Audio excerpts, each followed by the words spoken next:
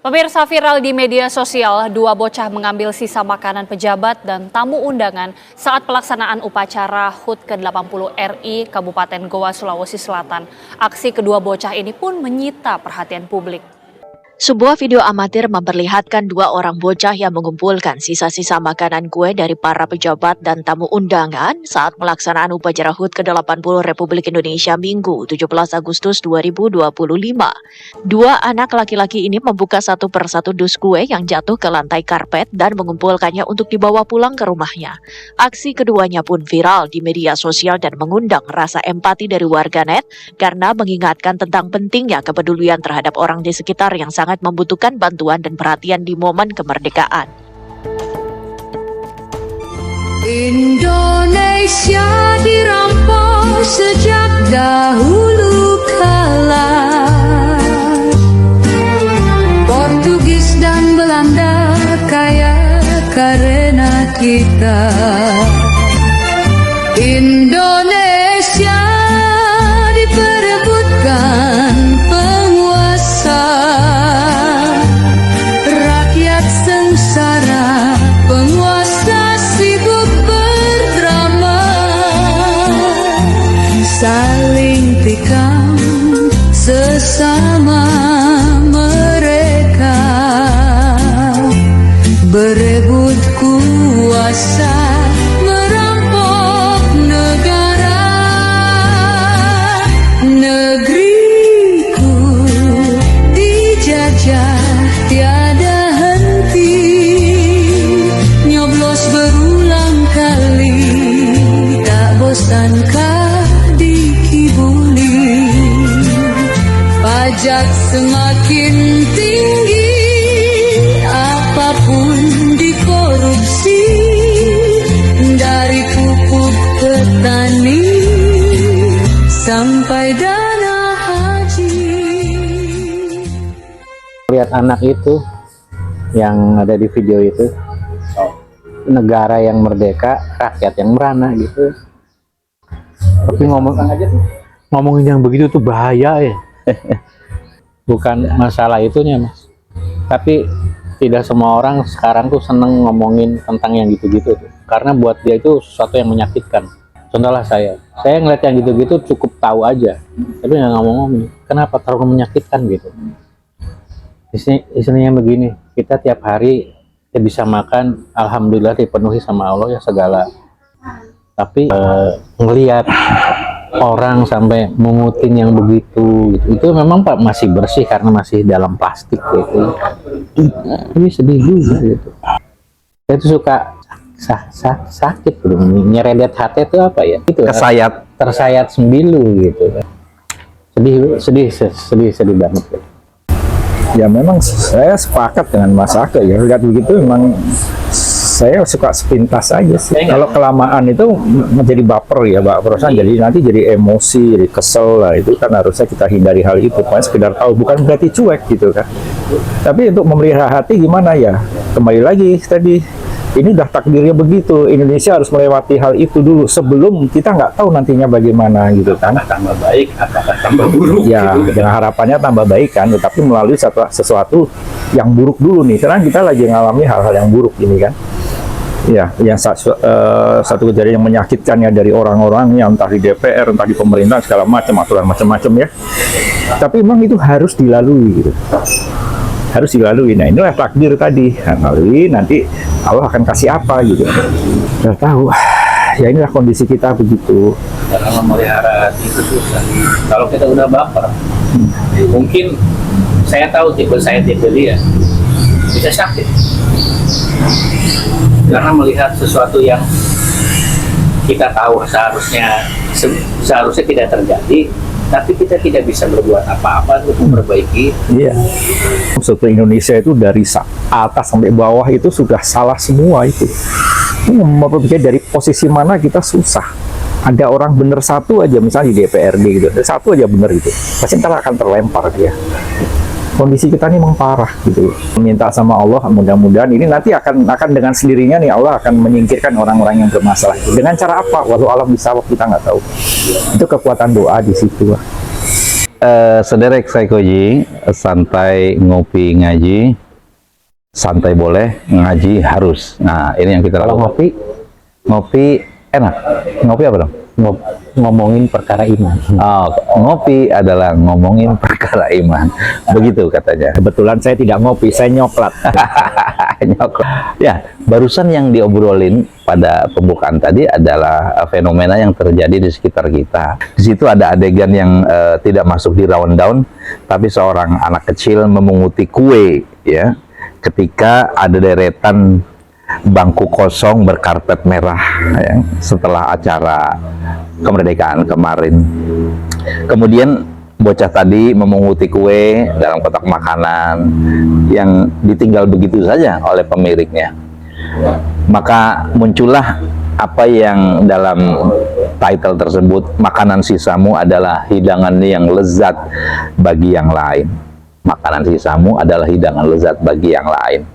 Maka kita diajak berpikir tentang 80 tahun kemerdekaan Indonesia ini. Pemandangan seperti itu kok ya masih ada. Hidup seolah-olah tidak ramah. Bagaimana di sekitar kita lihat para pemulung yang itu ibunya diiringi dua anaknya yang masih bocah-bocah keliling. Saya kadang-kadang setiap hari menunggu dia sambil menantikan apa yang bisa saya bagikan kepada mereka walaupun kita sama-sama nggak ada. Nah, acara-acara atau scene-scene yang memilukan itu harus berhadapan dengan produksi seremoni dari pemerintah, dari para petinggi, dengan jargon bahwa kita adalah negara besar, negara kaya. Tapi bagaimana kita bisa membenarkan kalimat tersebut sementara adegan yang memilukan terjadi setiap hari? Kita dilanda kesulitan demi kesulitan. Jadi kalimat makanan sisamu adalah hidangan lezat bagi yang lain adalah teguran moral sebetulnya buat kita. Dan ini mengingatkan bahwa kemerdekaan sejati bukan sekedar bendera yang dikibarkan, upacara, lagu kemerdekaan, lagu kebangsaan dikumandangkan, tapi semua itu menjadi kosong belaka ketika kita menyaksikan kenyataan hidup kita sehari-hari. Dan ini bagaimana mungkin 80 tahun ini sisa pembangunan yang tidak merata, sisa kebijakan yang tak berpihak, bahkan sisa perhatian dari para pemimpin yang tiada. Padahal bangsa yang besar bukan diukur dari panjangnya karpet merah, melainkan sejauh mana ia memperhatikan mereka yang masih harus berjuang dari yang sisa-sisa tadi, sisa makanan, sisa sampah. Inilah kita. Ironis, inilah titik awal perubahan dari berpikir kita. Karena selama ini kita menutup mata dengan pesta dan seremoni, hingga bocah kecil tadi tetap berada di panggung belakang kehidupan kita, yang mungkin ada orang menolehnya dan mungkin juga tidak. Ini menjadi simbol yang bagi sebagian yang lain, itu emang derita lu yang gua pikirin, silahkan dengan kesulitanmu. Padahal dialah yang paling berhak merasakan arti merdeka.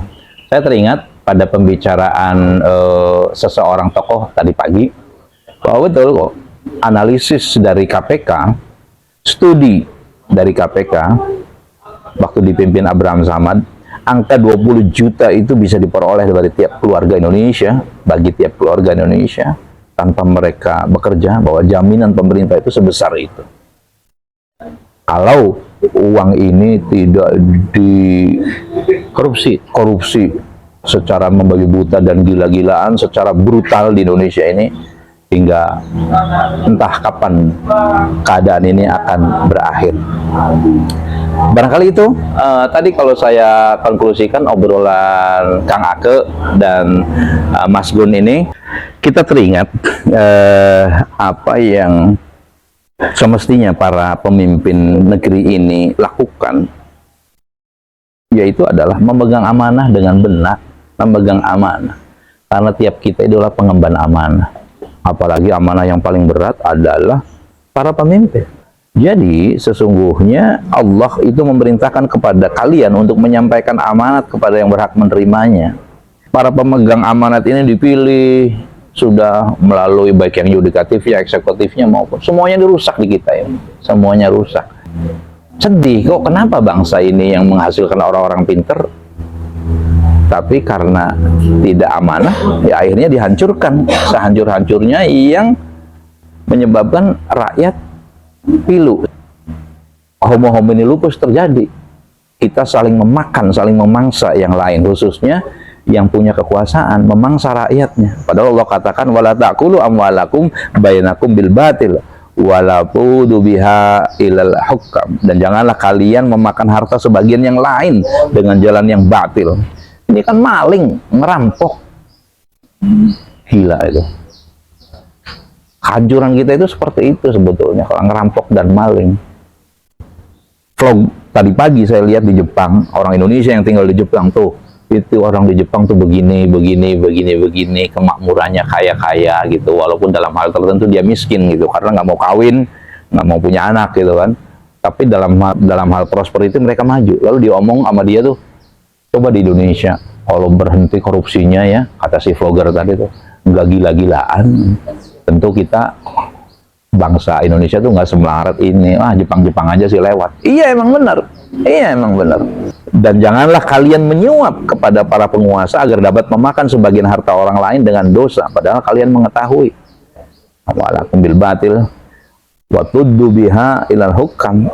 Udah pasti kalau orang nyolong, maling, garong, itu kaitannya pasti nanti dengan riswah, yang menyuap dan yang disuap. Itu menjadi suatu kebiasaan setiap hari, tiap pagi itu ada berita seperti itu. Nah, perhatikanlah ancaman bagi orang-orang yang berkhianat, korupsi. Wa man yaghlul ya'ti bima ghalla yaumal qiyamah. Barang siapa berkhianat, menggelapkan harta, nyolong, maling, garong, maka pada hari kiamat ia akan datang dengan apa yang dikhianatinya itu. Ini orang nggak takut. Agama sudah memberitakan hal-hal semacam ini. Pak Ustadz tadi bilang agama sudah memberitakan tentang hal ini, sudah menyampaikan tentang hal ini. Kenapa mereka nggak takut? Mereka nggak takut. Pertama, mereka tidak menjadikan Al-Quran sebagai petunjuk. Bahkan mereka menjauhkan diri dari Al-Quran, petunjuk Al-Quran. Dia pernah dengar itu petunjuk itu. Kemudian dia berkumpul dengan orang-orang yang selalu memalingkan dia dari Al-Quran dan Sunnah, dari nasihat-nasihat. Mereka berkumpul dengan orang jahat, lalu mulai mendapatkan uang yang manis, tapi dengan jalan-jalan yang batil. Ketika mendapatkan uang-uang yang batil, mendapatkan kemanisan harta, apalagi ini memperolehnya dengan jalan kejahatan, dengan jalan mencuri, pasti dia menjauhkan diri dari berita-berita langit. Kenapa mereka tidak takut terhadap, padahal agama sudah memberitakan? Jawabnya apa kata kowe? Karena mereka nggak punya agama. KTP doang ya. Oh, sampai di KTP. Sampai Agama saya itu. tapi tingkah lakunya tidak beragama gitu ya, apalagi agama Islam ya. Sekarang kalau dilihat benar juga, misalnya di luar negeri gitu ya, di mana lah gitu kan, banyak tuh berita di Eropa nggak ada korupsi itu, padahal mereka negara non Muslim. Nah gimana itu ceritanya? Kita yang Muslim, ya berarti kita nggak beragama ya mas. Jangan marah loh ya, jangan. Karena kan sudah diberitakan, dia juga kan diberitakan misalnya agamanya mengaku agama Islam. Nah, Islam tuh ada aturannya ya. Islam tuh ada aturannya. Aturannya begini. Terus dia tetap melakukan. Dia kan bisa bilang, wah agama aku duduiku. Ya aku kan nggak kena hukum. Kadang-kadang saya mikir ya, duit itu kok apa ya? Ya bukan itu ya, nggak musyrik ya. Menuhankan duit ya. Kan dia ambil sebanyak-banyak ya. Padahal diingatkan, dan setiap saat diingatkan. Bentar lagi mati bawa apa sih, kain kafan dan seterusnya kan begitu. Diingetin setiap saat ketika ada yang wafat gitu kan. Saya nggak kebayang itu duit itu mau diapain gitu yang ditinggal gitu kan. Malah nanti jadi masalah lagi mungkin. Masalah buat yang ditinggal. Yang ditinggalkannya jadi berebut lagi. Katakannya istrinya, anaknya, mending istrinya satu, mending istrinya satu, mending istrinya satu. Ternyata ada istri yang tidak tertera dalam KUA gitu kan. Oh mending si istri satu ya? Yang berarti tidak mending dong istri 2, 3, 4. Bukan. Jangan begitu. Mending kalau satu. Bukan. Mending kalau satu, urusannya satu. Kalau ada istri-istri yang lain yang tidak tercatat gitu kan. Iya makanya. Hati-hati mas, hati-hati pak. Hati-hati, mau saya catat. Hati-hati. Kita serang ya. Hati-hati. Udahlah kalah.